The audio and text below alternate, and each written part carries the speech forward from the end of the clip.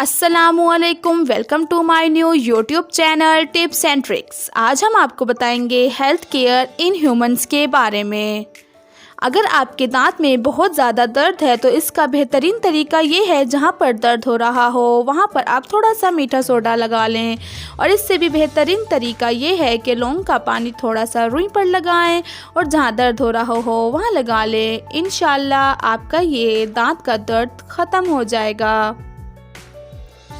भीगे हुए बादाम सुबह नहार मुँह खाने से ताकत भी होती है और इससे याददाश्त भी तेज़ हो जाती है।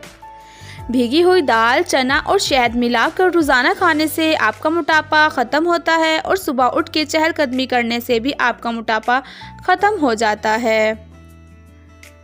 रात को सोने से पहले थोड़ी सी चहलकदमी कर लेंगे तो इससे दिल का आर्जा नहीं होता। और अगर आपको नींद ना आ रही हो तो आप थोड़ा सा सरसों का तेल अपने पाँव की हथेलियों पर लगाएं। इंशाल्लाह आपको नींद आ जाएगी। अगर आपको खांसी है तो आप शहद लेना शुरू कर दें और गुड़ का इस्तेमाल करें। पहली बात, अगर खांसी हो रही है तो आप चावल, तली हुई चीज़ें और बाहर की चीज़ों से परहेज़ करें। इंशाल्लाह खांसी ख़त्म हो जाएगी। गर्म पानी में शहद डालकर सर पर लगाएं। 70 साल के लिए बाल सफ़ेद नहीं होंगे। और अगर आप हफ्ते में सर पर अंडे, तेल और दही का इस्तेमाल करते हैं तो आपका बाल ना टूटेगा और ना ही ये कभी गिरेगा। और हाँ, ये एक आजमाया हुआ टोटका है जो कि बहुत ज़्यादा मुफीद है। अगर आप अपने बालों में प्याज का पानी बनाकर लगाएंगे तो इंशाल्लाह आपका बाल लंबा और घना और ना ही ये कभी टूटेगा।